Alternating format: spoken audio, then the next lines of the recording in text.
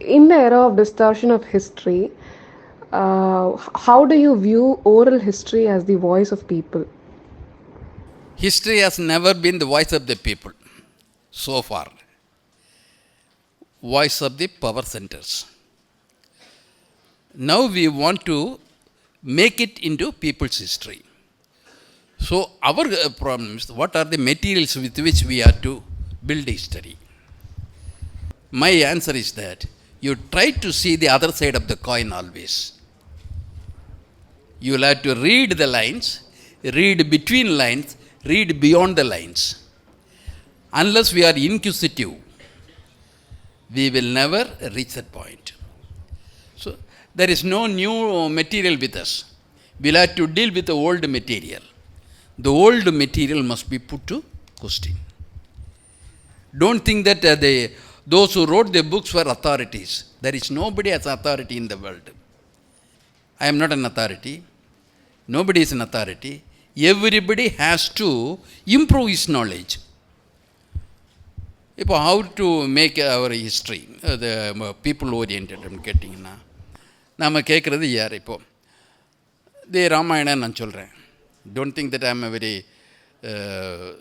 very much stuck up with that particular point. ராமாயணத்தில், Indonesian ராமாயணத்தில் apes R not there, வானரம் கிடையாது Indonesian ராமாயணத்தில்.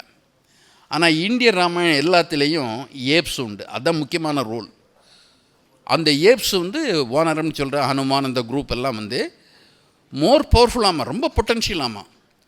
ஆனால் அடங்கி ராமனுக்கு அடங்கி போயிடுவாங்க. அவனுடைய எதிரிகளை அடிக்கிறதுன்னா தே கேன் யூஸ். பட் ராமன்கிட்ட வந்தால் ரொம்ப அடங்கி போயிடணும் இப்படின்னு சொல்கிறாங்க. இப்போ ஏப்ஸ் நம்ம ரேஷனல் கொஸ்டின் பண்ணுறான். எப்படி குரங்கு பேசுகிற குரங்கு இருக்குது அப்படின்னு நம்ம என்றைக்கா கேள்வி கேட்டிருக்கோமா? நம்ம பயாலஜிக்கல் ஸ்டடீஸ் நமக்கு இருக்குது, எவல்யூஷன் நமக்கு தெரியும், பல விஷயங்கள் இருக்குது. ஒரு ஸ்பீசிஸ் டு ஸ்பீசிஸ் சேஞ்ச் வரதில் ஒரு கிளிக்கு சொல்லிக் கொடுக்குறான் அப்போ அப்படின்னு சொன்னால் அந்த வேர்டை தவிர அது ஒரு சென்டென்ஸ் கிளி பேசாது. அது மட்டும் தான் ரெப்படிஷன் தான் வருமே தவிர, ரொட்டேஷன் வருமே தவிர லாங்குவேஜ் பில்டிங் வராது. ஒரு வானரம்ட்டு ஒன்று சொல்லிட்டேன். அந்த வானரத்தை என்ன சொல்லிட்டேன்? You are living in south அப்படின்ட்டேன். Territory south. அவனுடைய கேரக்டர் ஏப். அதை உடனே நம்மளுக்கு போய் அந்த ஸ்லேட்டர் சொன்னாரே அந்த லெமுர், அது கூட நம்ம பண்ணி பார்ப்போம் அப்படின்னா நம்மளுக்கு போகிறாங்க. அது வேறு விஷயம். அந்த லெமுர்னு போகிறது. குரங்கு இன்டெலிஜென்ட், மற்றதை விட பார்த்தா இன்டெலிஜென்ட் தான். அந்த இன்டெலிஜென்ஸுக்கு ஒரு லிமிட் இருக்குது. க்ரியேட்டிவ்னஸ் கிடையாது. இமிட்டேட்டிவாக இருக்கும், க்ரியேட்டிவ்னஸ் கிடையாது. ஆனால் இங்கே இந்த வானரம் க்ரியேட்டிவ்னஸ் இருக்குது. ராமனுக்கு இந்த பிரிட்ஜு போட தெரியாது, வானரம் போடுது. இவங்க பறந்து போவார் அனுமான் இங்கிருந்து. அப்புறம் ஏன் பிரிட்ஜு போட்டார் நமக்கு விளங்கலை. பறந்தே போயிருக்கலாம் இல்லையா? எல்லாருமே அவர் மலையே தூக்குறவர் இத்தனை தூக்கிட்டு கொண்டு சிலோனில் இறக்கியிருக்கலாம். ஆனால் அதை பண்ண மாட்டார். ஏன் பண்ணேன்னு கேள்வி நம்ம கேட்க மாட்டோம். அந்த இன்கன்சிஸ்டன்சி இருக்கே நம்ம காமிக்க மாட்டோம். அந்த ஹனுமான் கொண்டு போடுறாரு. சரி, ஆனால் இந்த ஒரு வானரத்துக்கும் ராமனுக்கு என்ன ரிலேஷன்ஷிப்பு அது சொல்கிறாங்க. ராமாயணத்தை நம்ம ஹிஸ்ட்ரி எடுத்துக்க சொல்கிறாங்க. ஹிஸ்ட்ரி அதை எடுத்துட்டோன்னா ஹனுமானுக்கு ஒரு இடத்த ஃபிக்ஸ் பண்ணி ஆகணும், வாலிக்கு ஒரு இடத்த ஃபிக்ஸ் பண்ணி, சுக்ரீவன் எல்லாத்துக்கும் இடத்த ஃபிக்ஸ் பண்ணி ஆகணும். சவுத்து தான் சொல்லிட்டாங்க, தெற்கில் தான் போகணும், நார்த்தில் போக முடியாது, தெற்கில் தான் வரணும். கிஷ்கிந்தா எங்கே இருக்குது அப்படின்னு கேட்கணும். அவனுடைய டவுன்ஸை பற்றி சொல்கிறாங்க. அதையெல்லாம் போகட்டும். இங்கே என்ன சொல்கிறாங்கன்னா, லாயல்ட்டின்னு வருது இல்லையா? Vali elder brother, Sugreevan younger brother, Tara elder பிரதருடைய ஒய்ஃபு. ஆனால் சுக்ரீவன் கூட ஷி வாஸ் லிவிங். எப்படி தம்பிக்காக அண்ணனை கொல்லலாம், அண்ணனுக்காக தம்பியை கொண்டா கூட ராமாயணத்தில் சீனியர் பிரதருக்கு விட்டு கொடுக்கணுங்கிற அந்த பாலிசி ஓகே. இங்கே வரதில் ஏன் அதை வரமாட்டேங்குது? சீனியரை கொன்னுட்டு ஜூனியருக்கு கொடுக்கணும்னு வர்றீங்களே, அது என்னன்னு கேட்குறதுல அது வானர தர்மங்கிறாங்க. அப்போ என்ன தர்மம் ரெண்டு இருக்கா? வானரத்துக்கு தனி தர்மம் இருக்கா? இப்போ கொஸ்டின் பண்ணாலும் என்ன, இதெல்லாம் ஹிஸ்ட்ரியாக பண்ணிகிட்டு இருக்கிறாங்க.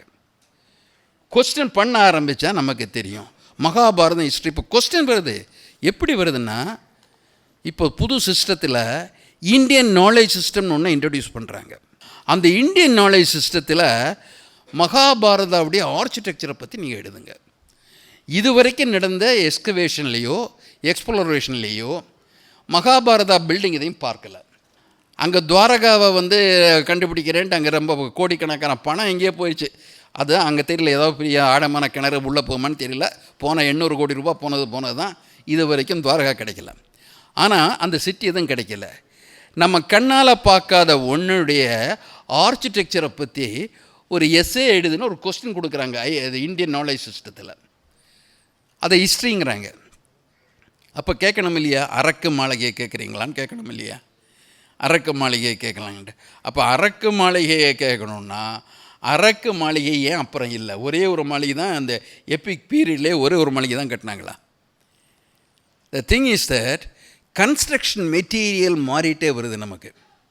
நமக்கு பிரிக் சிஸ்டம் இருக்குது நமக்கு இண்டஸ் வேலியில்.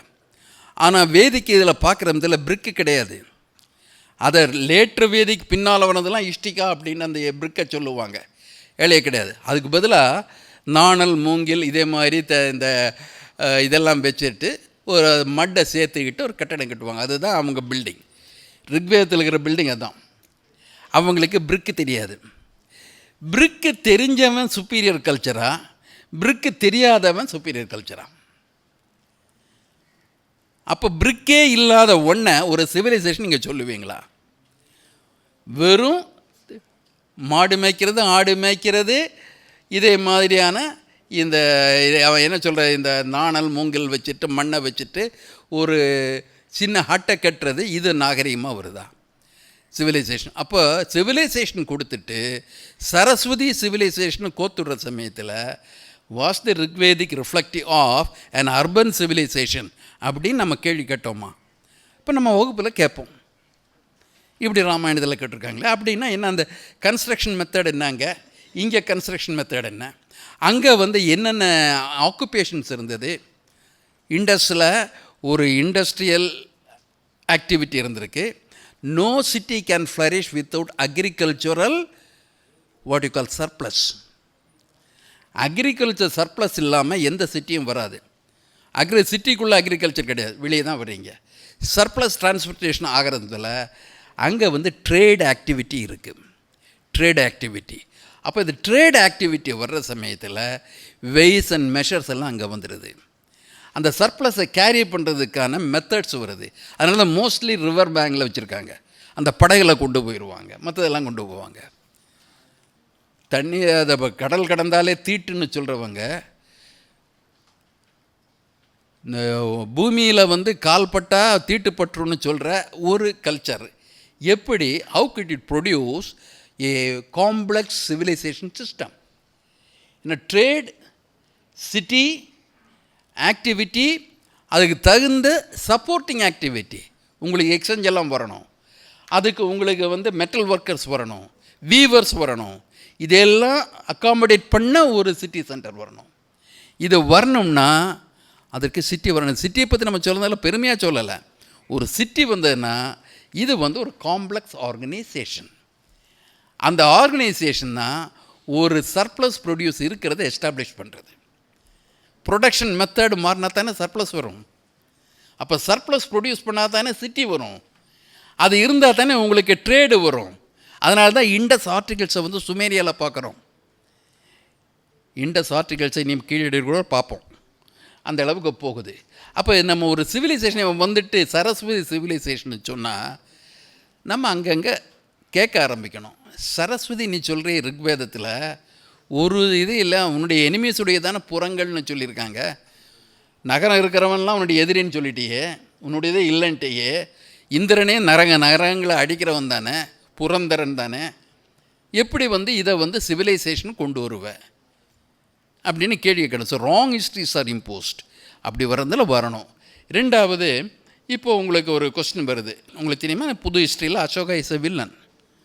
அசோகன் வந்து ரொம்ப தப்பு பண்ணிட்டான். எர்டு கிங் இப்போ லெசன் புதுசாக வந்துட்டுருக்கு.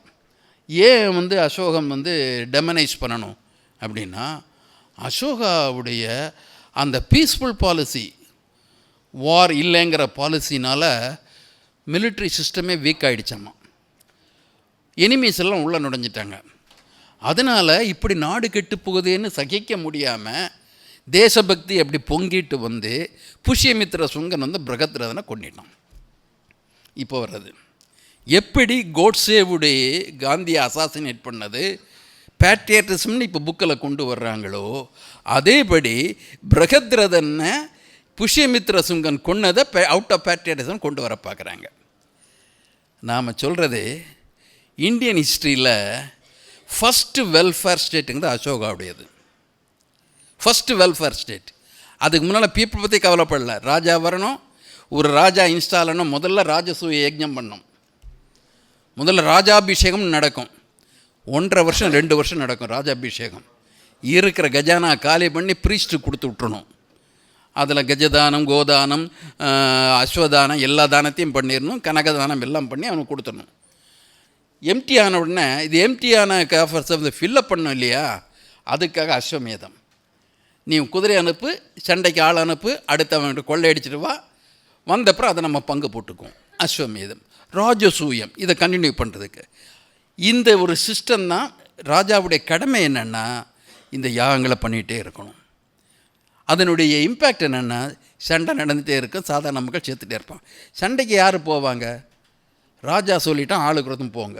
நம்ம தமிழ் இதில் ரொம்ப பெருமையாக பேசுவாங்களே, புறநானூற்று பெண்கள் களிரிருந்து பெயர்தல் அப்படின்ட்டு நம்ம பிள்ளைக்கு சொல்லுவாங்க. ஈன்று புறந்தருதல் என் தலை கடனே. பிள்ளையை பெற்று கூட அம்மாவுடைய வேலை. சான்றோனாக்குதல் தந்தைக்கு கடன். அவனை படிக்க வச்சு அறிவாளியாக பண்ணிடு. சான்றோன் வேலைக்கு போகணும் இல்லையா, அதுக்கு பதிலாக வேல் வடித்து கொடுத்தல் கொல்லருக்கு கடன். அவன் புக்கு வாங்கியெல்லாம் கொடுக்கல, வேல் வடித்து இவங்ககிட்ட கொடுத்துடணும். அவன் வேலை எடுத்துகிட்டு போய் யானையை குத்தி கொல்றது போகணும். அவன் செத்துட்டானா முதுகில் அம்பு பாஞ்சிருக்கா, வேல் பாஞ்சிருக்கா, இல்லை நெஞ்சில் பாஞ்சிருக்கான்னு அம்மா வந்து பார்ப்பாங்க. இது புறநானூரில் வீரத்தாய் அப்படின்னு கொடுத்துருக்காங்க. நம்ம கேள்வி என்ன கேட்கணுன்னா, ஏன் சண்டைக்கு எதுக்காக சண்டை? இந்த வேலை எடுத்துகிட்டு போனவன் என்ன அரேபியாவுக்காக போய் சண்டை போட்டான், இல்லை சைனா பார்டருக்காக சண்டை போட்டான்? சேரன் சோழனோட சண்டை போடுறான், சோழன் பாண்டியனோட சண்டை போடுறான். இவங்க 3 பேர் சேர்ந்து வேடிர் பாரி மாதிரி ஆள்களோட சண்டை போடுறானுங்க. இவன் இந்த ஃப்ரெட்டர்னல் வார்ஃபேரில் எந்த ஸ்டாண்டிங் ஆர்மியும் கிடையாது. வீட்டுக்கு ஒரு பிள்ளை அனுப்புங்கிறான், உடனே பெருமையாக இந்த அம்மா அனுப்புகிறாங்க. இதான் வேல்யூ சிஸ்டம்ங்கிறேன். நமக்கு ஒரு தப்பான வேல்யூ கொடுத்துருக்காங்க.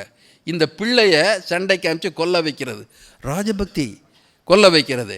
இதை நம்ம வந்து இப்போ இந்த லிட்ரேச்சரை கொஸ்டின் பண்ணணும். லிட்ரேச்சரை பையனை சான்றோனாக்குதல் வரைக்கும் சரி, சான்றோனாக்கி சண்டையில் போய் சாக வைக்கிறது அம்மாவுடைய வேலை, அது அம்மாவுக்கு பெருமை வேறு. இதையெல்லாம் ஒரு வெர்ச்சுன்னு நம்ம எடுத்துருக்கோம் பாருங்கள்.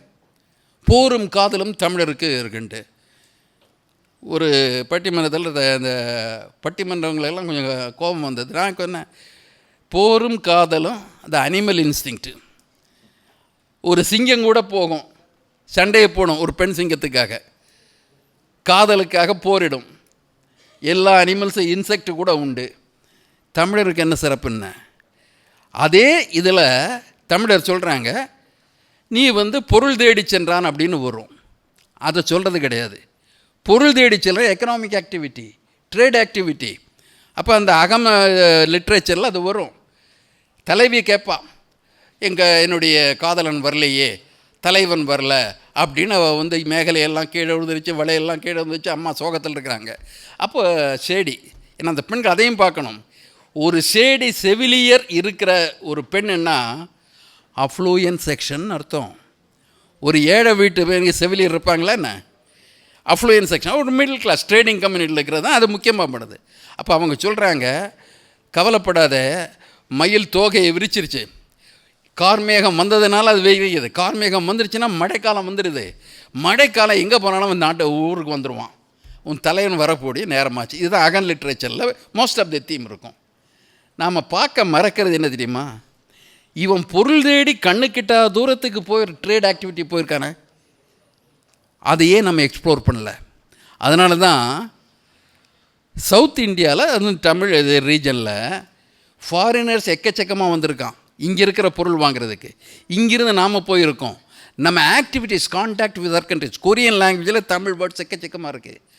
ஜப்பானில் தமிழ் வேர்ட்ஸ் எக்கச்சக்கமாக இருக்குது. தமிழ் வேர்ட்ஸ் வந்து ஈஜிப்ட்லேயும் பார்க்கலாம். எப்படி வந்தது? ட்ரேட் ஆக்டிவிட்டி, வார் ஆக்டிவிட்டி கிடையாது, trade activity. Culture goes through not mostly by war but through commerce. அப்போ இதில் போகுது. இது இதை பற்றியெல்லாம் நம்ம பேசாமல் நம்ம போரும் காதலும் அந்த வீர இமயவரம்பன் கொண்டான் எல்லாத்தையும் நம்ம சொல்லிடுறோம். வாரையே பெருசாக பண்ணிவிட்டு லிட்ரேச்சர் உலா இதெல்லாம் கொடுத்துறாங்க. நம்ம மனசை வார விட்டுறணும். நம்ம மனசை வந்து இப்போது coexistence, peaceful happiest coexistence with அதர்ஸை பற்றி நம்ம எக்ஸ்ப்ளோர் பண்ணணும். அதுக்கு ஹிஸ்ட்ரியில் இது இல்லாதனால எப்படி சஃபர் பண்ணாங்கன்னு நம்ம எடுத்து காட்டணும்.